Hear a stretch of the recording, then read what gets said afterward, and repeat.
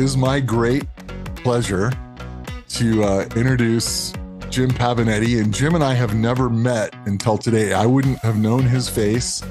And here we are on Zoom by the magic of technology. And Jim is at Fairview Country Club, and he's in my mind, Jim, you're just one of the best people that I know on Twitter. And I've always followed your stuff. I've always seen your stuff. And I'm kind of a fan. I'm fanboying out a little bit right now. That's funny. So I thought today we would just have a visit, a couple of turf guys having a visit. And I'd like to know a little bit about you and your background and how'd you get, what's up at Fairview and, just that kind of stuff. You mind talking about yourself a little? Yeah, I grew up right in this area, right outside of the Bronx, New York. Where I'm sitting right now. I'm 30 minutes from my Yankee seats, so okay. I go to a lot of Yankee games. So you're in Connecticut. Fairview's in Connecticut, right? Yeah. So okay. We're right. The street that this golf course is on is literally the border of the other side of the street is New York. That's how close I am. But. So I grew up working at the town municipal golf course in the town that I grew up in, Eastchester, New York, and worked there through high school. I was one of the people that in the 10th grade, if you asked me what I wanted to do after school, I'm actually doing what I wanted to do. Really? Yeah. Even in my high school yearbook, it says most likely become a superintendent at a nice golf course. You're kidding me, really? Yeah. Did you work at the golf course when you were in high school and stuff? Yeah, for 9 years. For 9 years, I worked there through school, after school, and then became an assistant right up the road in Harrison, New York at Willow Ridge Country Club, which is right between Appowamus and Westchester Country Club. Yeah. They just recently changed their name now to Harrison Meadows, but that's I worked there for 6 years and then became the superintendent of West Point at the military academy. Really? Which was awesome as a first job. The golf course is, it's a military golf course, it's a university golf course, and it's open to the public. So it's got a lot of I didn't know that. I didn't know moving parts. Public open, really. In the most beautiful setting, in the Catskill Mountains. It's all mountainous and and what was really neat about it was, even though it was my first job and it was a lower budget course, but the actual name recognition from West Point just actually grabbed people's attention more than if I'm at a restaurant and someone says, "Oh, what course do you work at?" and I say Fairview, they never heard of it, but they all have heard of West Point. They just didn't even know West Point had a golf course. Wait a minute, West Point West Point was low budget? No, come on. Well, you get a lot of government stuff there too, so the budget's low, but you really spend a lot more than it says. You don't pay taxes on any of it. Yeah.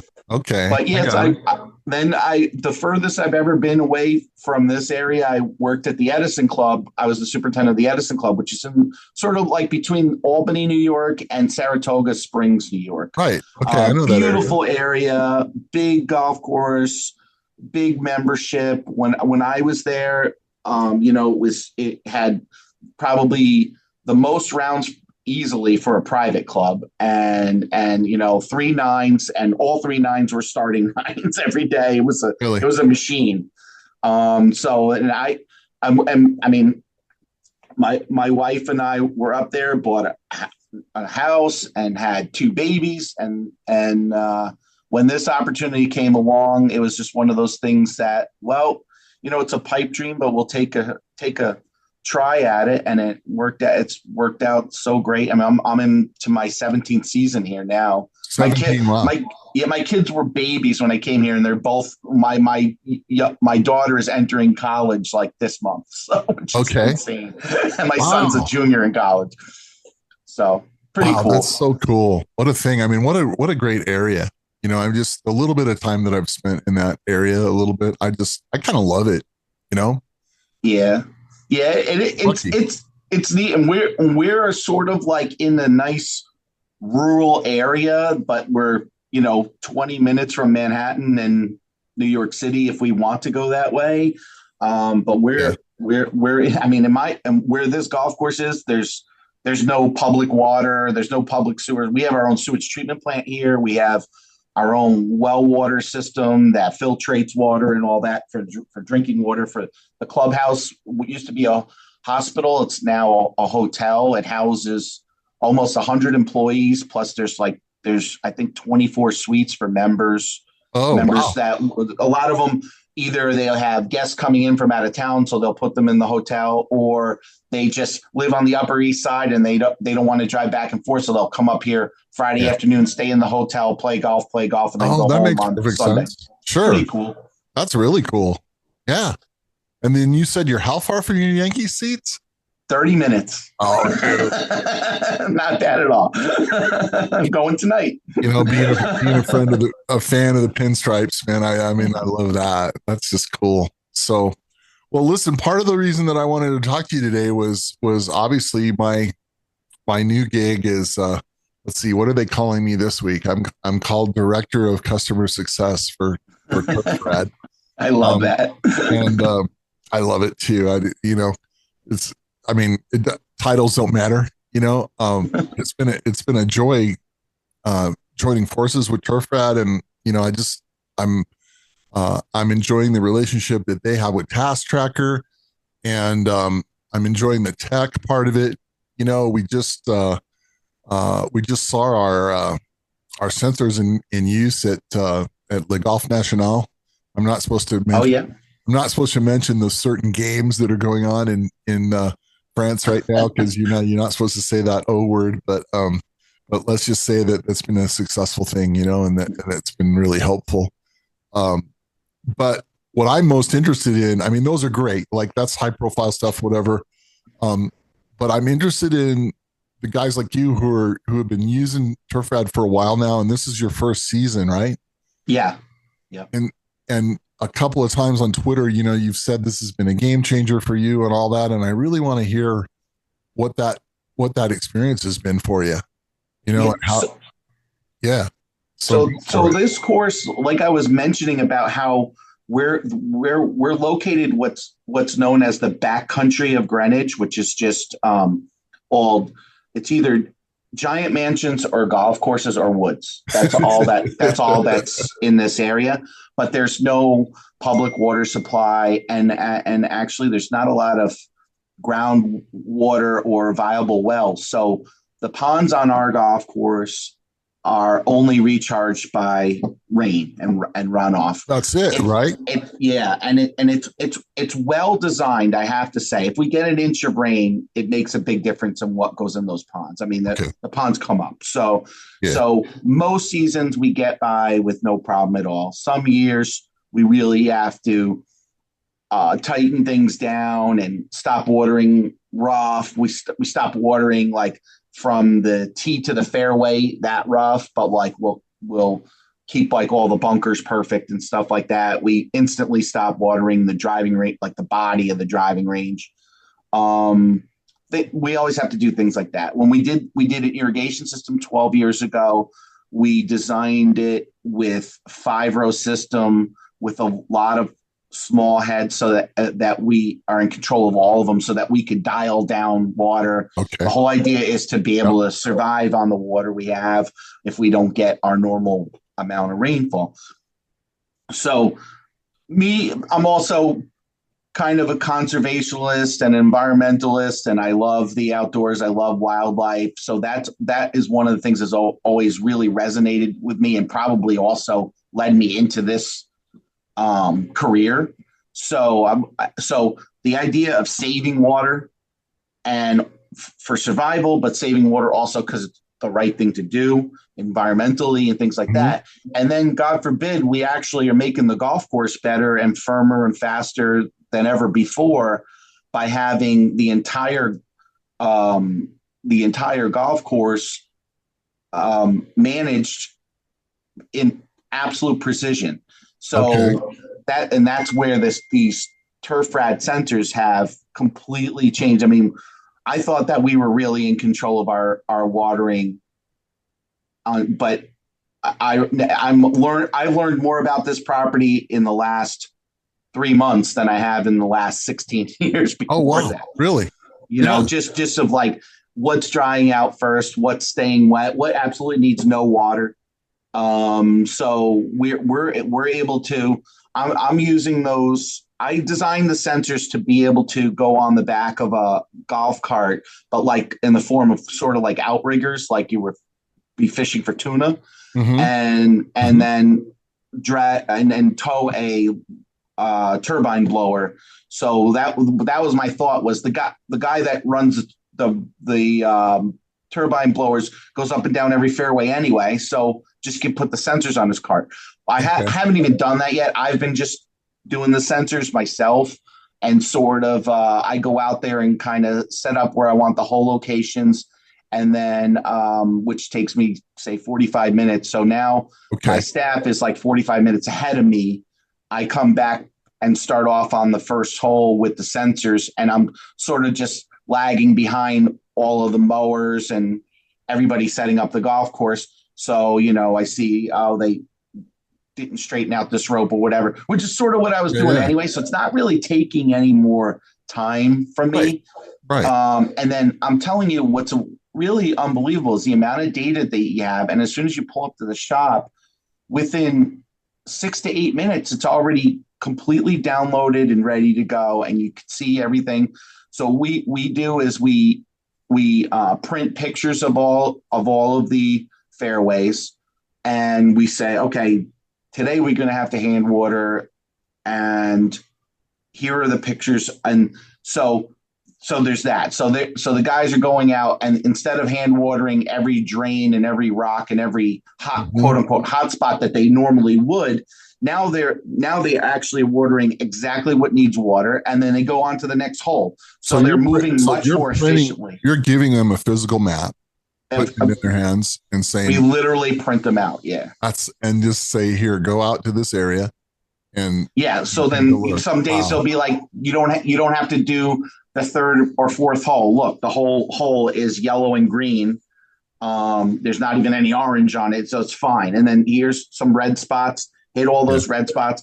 And what's nice is it's overlaid with the irrigation system, so you can show them the sprinkler and say, see this sprinkler? This is like the 230-yard sprinkler. Yeah. See how all around that is dry, and they'll know right away. So one of the things that has happened at this club since COVID, we used to do like 9,500 rounds. It was a nice little quiet, sleepy country club. Now we're like 25,000 rounds. Oh my So God. it's like a totally different job now. Like now we have to actually manage traffic. I used to just let people drive wherever they wanted because it was, and more than 50% walked anyway. So it wasn't that many carts.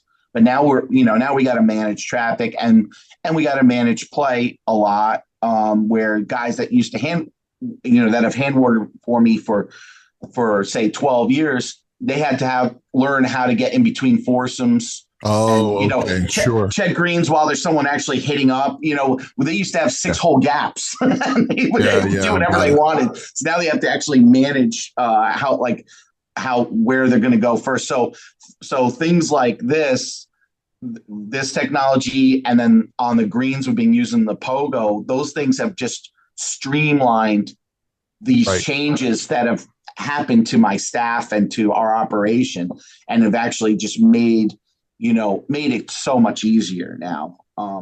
So then from a playability standpoint, are you noticing a change? Obviously, when you're putting water in the right place at the right time.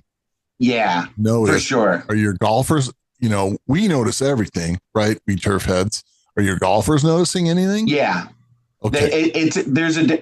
And we've always been in really good shape, and our fairways are always really, really nice, but not like this year. I mean, this year it's ridiculous now. Like you just want to lay down on the fairway and just lay there and just relax for a little bit. Well, isn't that the best feeling when you get on a fairway and you say, I just want to stay here? It just looks so cool. For sure. Well, that's great, man. I love hearing that. I love hearing how you're doing that. I think what's been really interesting to me is how many superintendents I've talked to that have been using it for a while are talking about how they're putting the information into the hands of their employees, Mm-hmm. I'm stuttering because I'm supposed to not use guys all the time.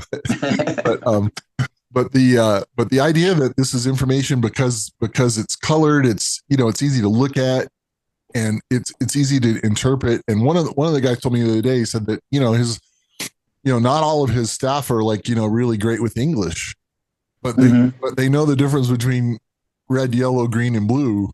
And they know how to read a map. Yeah. So they're good. and a lot of them have been on the golf course, like you say, for a while, right? So Mm-hmm. they know those holes, and then they can kind of correlate that in their heads, to what's supposed to happen. I think that's pretty great. Yeah. It's an unexpected bit of I'm not sure that Derek and the guys in Switzerland, when they were coming up with this, because they're not, they're getting to be golf people. We're teaching them, but Mm-hmm. they've never day in, day out, irrigated a golf course. And so, Right. I think they were surprised at things like that. Like, really, you put this in the hands of the guys that are out watering? Well, yeah, of course, Mm-hmm. right? So That's what's one of the things that at some point I'm hoping that they can design with the software is maybe being able to go into the maps and kind of draw an outline of something that you want to print. Because right now I'm literally zooming in on the holes and taking a picture with my phone of my screen, and then I print it. But there'll be a real value in being able to somehow extract that without having to do that, maybe just doing it through the software somehow. I think that exists in an outside tool, but it'd be interesting to see about. I'll talk to everybody and see if we can integrate something like that, because I know what you're talking about. Yeah, one of my assistants said that there's something, if you have an Apple computer, there's something where you can literally use the cursor to draw an outline, and it prints what's inside of that. But I don't know if there's that for people. I'm sure there is. I'm just not really that great of a computer guy. It's called the snipping tool, and if you look in Windows and look up the snipping tool, you can do that, right? You can outline a little thing and then use that and print that. But there's also maybe a better way to be able to do it, and have those areas. For instance, somebody told me the other day that they have some areas that are really particular about some approaches and stuff, and they just want to have those maps available for their guys. So you could have that all the time. So we'll put that on we're going to work on it list. Yeah, I know this is a growing business, so I'm fully expecting continuous upgrades, because that's just how this technology goes. That's the fun of technology, isn't it? And you got to imagine, like, the next round of sensors will probably be, the size of a phone instead of, the size of a television. I think the big thing is that, as all of this evolves, right? We want to always take advantage of whatever is going on as far as the evolution of GPS, right? Yeah. And so to be able to go from GPS that's 10 feet down to 2 feet, down to centimeters, is where all that's headed. And I think that's where Dr. Derek's expertise lies, is in that world, right? Mm-hmm. So it makes a change, and the sensor itself may not change, but there may be a different little antenna or a different board that goes in it or whatever, and so it's going to be upgradable. Those kind of things, that's so cool. But one of the other things, real value with these sensors has been the ability to, every time you use those sensors, you have the ability to audit your entire fairway and outs irrigation system. So when you have a lot of outs, and sometimes they migrate a little bit, a degree over, and so you can see that. You can see that the out is touching the approach. Right. Or, a greens out is touching the approach. And if there's anything that you don't want to overwater, it's an approach. You can almost get away with overwatering a green, but an approach is, everybody knows that you've overwatered that approach. Absolutely. So that stuff has been, I was always crazy about that stuff, and constantly, checking things on a slow day. Just go check all the outs on these holes and see how they are. But like when you can see it and you see like, why is this little area right here blue? Is it Mhm. blue because the out is touching it? Is it a head that's weeping? And you go over there, and in like 30 seconds, you can figure out what's wrong and fix it. And like, and that's before that area becomes a wet area. You know, Right. it's just getting hit by a sprinkler that's not supposed to be hitting it. Yeah. So that's been really neat because it's like, yeah, even the best operations, they might really audit their system once or twice a year, but not every day. So like No. every day we're seeing this, which is Yeah. on a big scale and being able to micromanage this big scale in minutes, which is so great. Well, I have a story about that, Jim, because a lot of times, somewhere in my book of things that I know, I'm a certified irrigation auditor. I don't know how I ever got that. I don't even know what the hell that means. But, but a lot of times we would be talking, with our superintendents about, hey, we need to really figure out what your DU is on this. What are we doing here? As far as what are these heads really doing? And the illustration was always just turning up the times or turning down the times isn't enough. Mm-hmm. Sometimes it's adjusted wrong. Sometimes it's just in the wrong place. Sometimes, when they were triangulating, they triangulated wrong. We find that a lot on a lot of new and redo stuff. Or And it's just elevation changes. So like maybe a absolutely, nozzle change would correct it. And coming absolutely down the hill, you want maybe a smaller nozzle. I right, drive around with a gallon bag full of nozzles. right. And so what I would tell guys is okay, well, let's get a bunch of catch cans out here and let's figure this out, right? Let's, if the precip is supposed to be what it's supposed to be, this is how to really audit irrigation. And you can just see their eyes roll back in their heads. It's like, Dave, I'm not gonna put a bunch of, pie pans out here, and try to deal with that. I got enough to deal with. And then I would say something stupid like, well, no, because like Underhill has these great catch cans, you can buy a bunch of them. And then they just look at me and go, no, that's not what I mean. I just don't have time. And so what you just described, right, is that mini audit that you don't have to go out and put, catch cans out with or whatever, and you can figure it out or at Yeah. least get closer to figuring it out. And yeah, it may require just something as simple as a nozzle change, Mm-hmm. right? Or a head adjustment or even raising a head.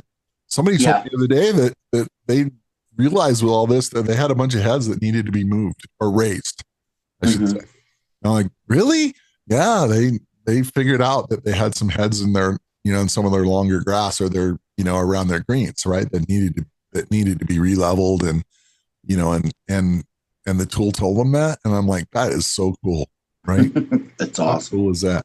All right. So I always ask people this, Jim, when I interview them, like, tell me a good golf story or a good story from your career that is memorable or something that you I don't want to put you on the spot, but there's got to be that day or that event or that something that that sticks in your mind as a superintendent. You've been at this too long not to have Well, that. I'll tell you one. I don't know if it's probably a kind of a bad story, but one day I'm out when my kids were little. I'd bring them out here all the time, which is like the greatest place on earth, right? So Right. when your son's like 5 years old, though, he looks up to you and he thinks everything you do is so great. And it was like a Wednesday. It was like 90 degrees one day, and we're sitting on the top of this hill, and there's a foursome coming up the middle of the fairway. And my son goes, Dad, maybe like when I grow up, maybe this is what I'll do too, and I'll get a golf course like this too. And I'm like, Vincent, you see those guys that are walking up the middle of the fairway on a Wednesday afternoon? You Yeah. want to do whatever they're doing. So I've kind of like curbed them away from this, but it's just so funny because then my nephew, though, who also idolizes me, is fully in. Really? He's going to be going to Penn State and all Is he that. really? Yeah.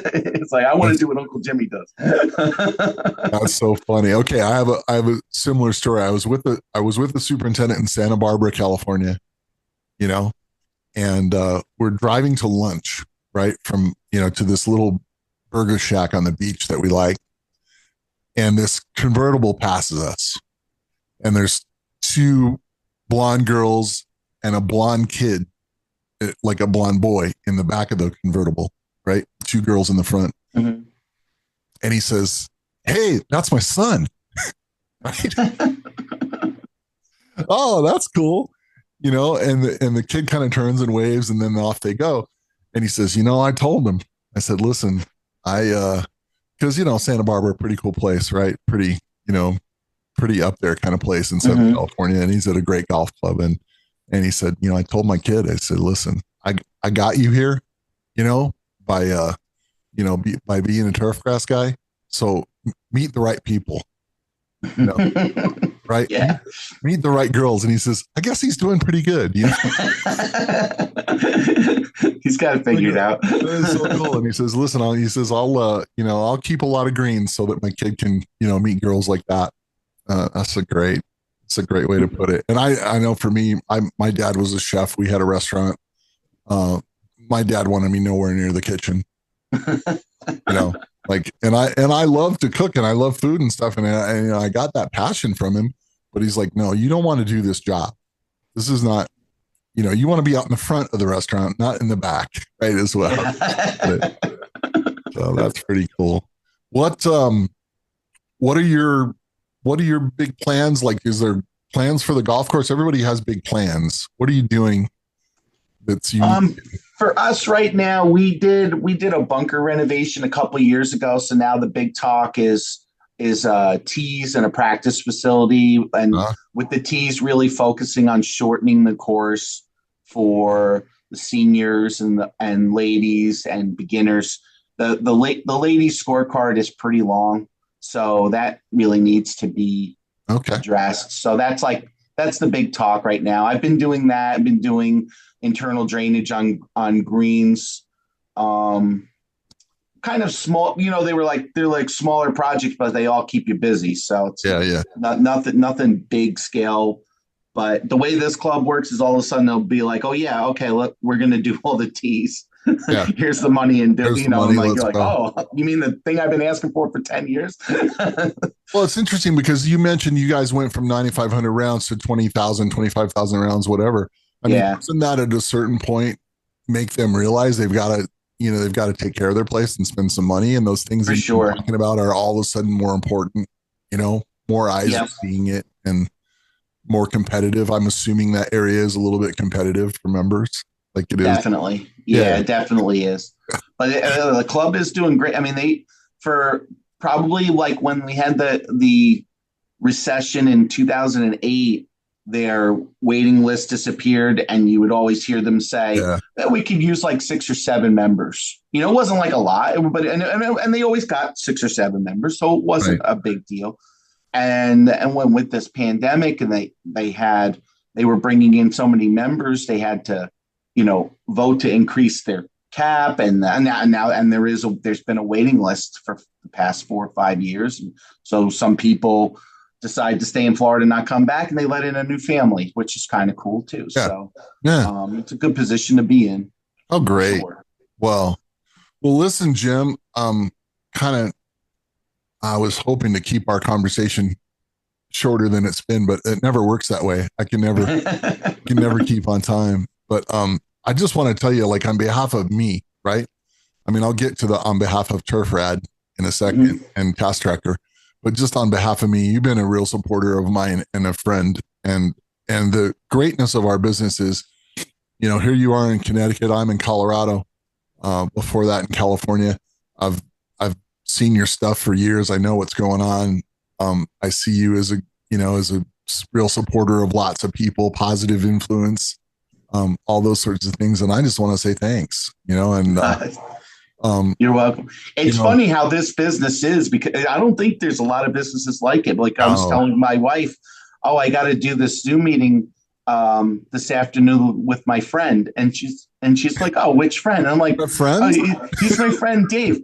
I've never met him, but I would consider him my friend. Yeah, I know. And my wife just laughs, like, Yeah. People just don't understand. I have a good friend in the transportation business, right? He's, he has a limo company and stuff. Mm-hmm. And the other limo companies, they all hate each other. They just hate each other. They don't talk. They don't chat. They don't, they just are nasty with each other. And I said to him one day, I said, his name is Jorge Sanchez. And I said, Jorge started from the very beginning, he started with one car, right? Now he's got, 90 employees and stuff, And I'm like, all right, why don't you guys get together every once in a while and talk, and just like talk about what, is good, bad, or whatever. And he says, are you kidding me? That would be the dumbest thing I could ever do. You know? And I was telling him about us in the golf business, and he goes, you guys just don't, you don't get it. You're not business people. And I said, that's just not true, So, yeah, from a personal standpoint, Jim, thank you very much. And then, and then on behalf of turfRad and Task Tracker, you've been, there was a tweet that you made the other day talking about the game changing thing and that this thing exceeding your expectations. And you don't have to do that. Nobody's paying you to do that. You're paying us. But just to be able to say that, first of all, it validates what a lot of people are doing who some of them, on the technical side have very rarely, dealt with a golf course situation, don't really completely understand what it is that we talk about, with turf heads. It validates that. It validates that technology that comes from other places can be integrated into, a different situation, right? It helps them see a bigger picture. And it just helps that guy who's wiring up a printed circuit board or packing a box or whatever say, wow, this is really cool. Somebody's life is better. So, it's really great of you to share that. It's a big deal. It really is. And, I know we all really appreciate it. And that's something that, you can't buy that kind of, goodwill, really. So cool. Awesome. All right. Well, listen, I'm going to end the recording here, and I'm going to say thank you, Jim Pavonetti from Fairview Country Club. I'm sure we're going to have more conversations, all of us. Awesome, man. Very cool.